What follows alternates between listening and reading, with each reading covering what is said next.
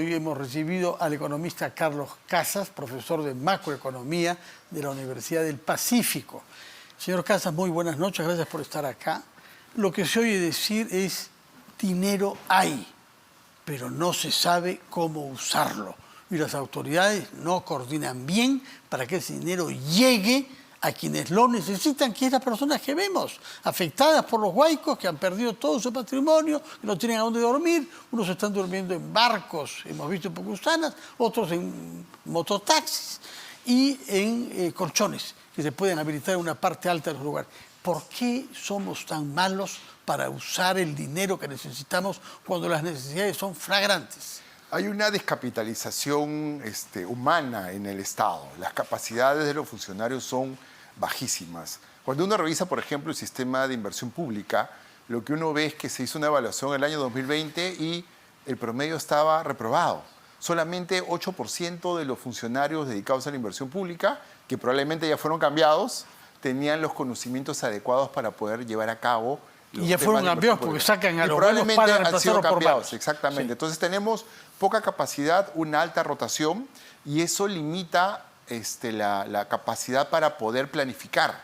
Porque la idea de un programa para prevención de desastres es básicamente tener un horizonte de largo plazo, tener un plan, tener un manual que se puede utilizar en cualquier momento. O sea, no puedo excusarme ahora en que soy una autoridad nueva, debería existir un manual que me diga qué debo hacer cuando tengamos este tipo de emergencias, identificar cuáles son las zonas donde tenemos que intervenir. Entonces, el problema también es que los desastres son, digamos, tan aleatorios, digamos, que pueden ocurrir en cualquier momento, a veces ocurren después de 6 años. Entonces, a veces, hacer este tipo de obras, y ahí viene el incentivo político, no es tan atractivo desde el punto de vista electoral. Porque yo no voy a estar yo. Yo no voy a estar, ¿no? Sino esto, que se salva la población, pero se lleva los réditos otro alcalde. Entonces, u otra autoridad. Entonces, allí es un problema que tenemos de incentivos, uno, económicos, porque no tenemos buen personal en el Estado, y sobre todo a nivel subnacional esto es mucho más grave, y por el otro lado el tema político, ¿no? Donde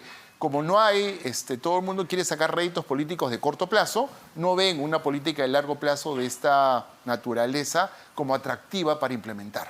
Eso sucede ahora con los alcaldes, pero sucede también con la Autoridad para Reconstrucción Sin Cambios, donde se ha priorizado hacer muchas obras pequeñas, pero visibles y hechas en el lapso de gestión de los alcaldes y los gobernadores, pero no los problemas de fondo estructurales de los ríos, lo que causa que estamos en las mismas, frente al río Piura o frente a la quebrada San Ildefonso. Claro, yo creo que ahí faltó tomar un poco más de liderazgo, ¿no? Porque se concertó mucho con los alcaldes y el alcalde, que es lo que iba a pedir, reconstruir mi colegio, que es necesario, ¿no? Reconstruye la posta que se llevó el Huaico, pero en verdad era reconstruir, pero también a la vez de reconstruir era prevenir los desastres, ¿no? Y por eso se olvidaron, creo yo, de hacer todo este trabajo de defensa ribereña y de tratar de salvar las vidas, y sobre todo de proteger la infraestructura que se reconstruyó, porque ahora esa infraestructura que se reconstruyó nuevamente va a verse afectada y otra vez va a haber que reconstruirla, pero mientras no tengamos lo que protege no solo la infraestructura, sino sobre todo a las personas, vamos a seguir teniendo siempre este mismo problema. Se anuncia un niño para el próximo año. Es decir, para noviembre, diciembre de este año, sí. Y el cambio climático nos está mostrando que esto va a ser cada vez más frecuente. Entonces, tenemos que empezar a pensar. Pero hay muchas resistencias para asumir eso en el Perú, ¿eh? Yo veo a pocas autoridades que hablan sobre el cambio climático.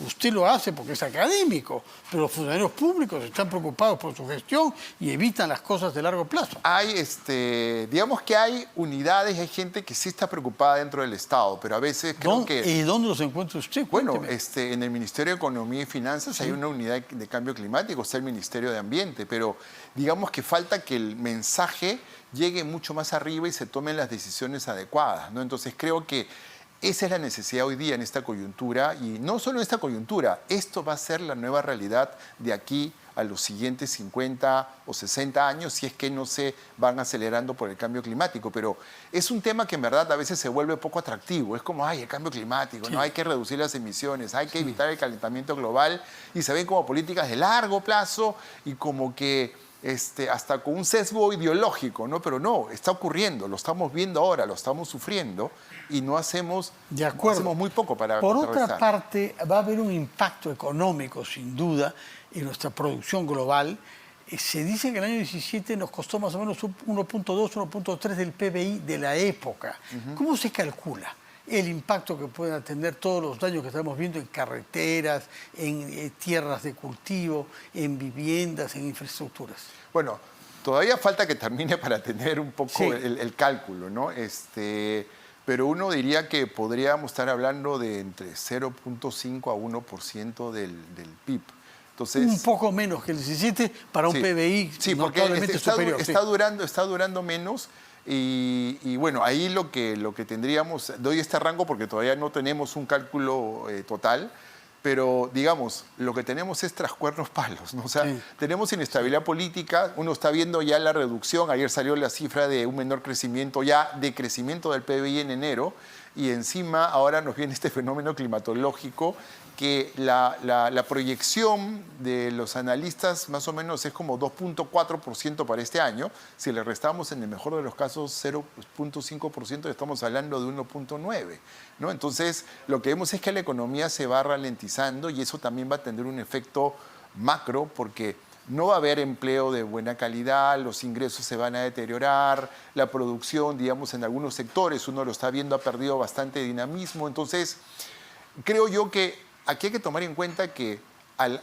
ambiente de conflictividad, hoy estamos en la emergencia, pero cuando pase la emergencia y la gente empieza a pedir cosas, lo que podemos ver es que la conflictividad puede escalar.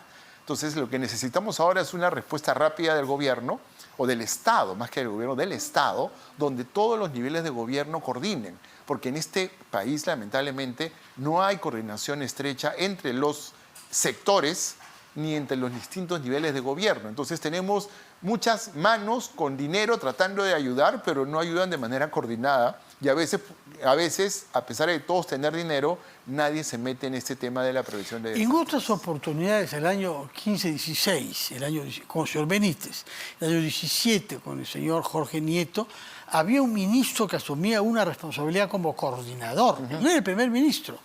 En este caso nos está faltando algún líder que sepa coordinar y tomar decisiones, ¿no? Bueno, yo recuerdo que era el primer ministro y había un ministro encargado por cada departamento y lo que tengo entendido es que ahora también... Pero hubo un coordinador, tanto el señor Benítez, ministro de Agricultura, el año 15-16 bajo Humala, como el señor Jorge Nieto, ministro de Defensa, bajo Kuczynski. Ahora se le ha dado a cada ministro un departamento, pero no hay... ¿Es una buena idea eso? Bueno, hemos visto que algunos han sido echados del sitio, digamos, ¿no? Porque hay descontento de las personas, ¿no? Pero, digamos, se necesita una estrategia política porque para llegar a la gente con lo que necesita y una estrategia, económica también, porque recursos, repito, hay. O sea, lo que estamos viendo es que eso es lo triste. Dinero hay, pero no sabemos. 67% del presupuesto de prevención de desastres es ejecutado, un tercio no es ejecutado. Entonces, eso es dinero que se ha podido poner en la economía, generar actividad y proteger las vidas y la propiedad de la gente. Señor Carlos Casas, muchas gracias por estar acá. Felizmente que hay economistas que hablan con sobriedad, que saben de lo que hablan y que nos jalan las orejas como sociedad y como Estado. Muchas gracias.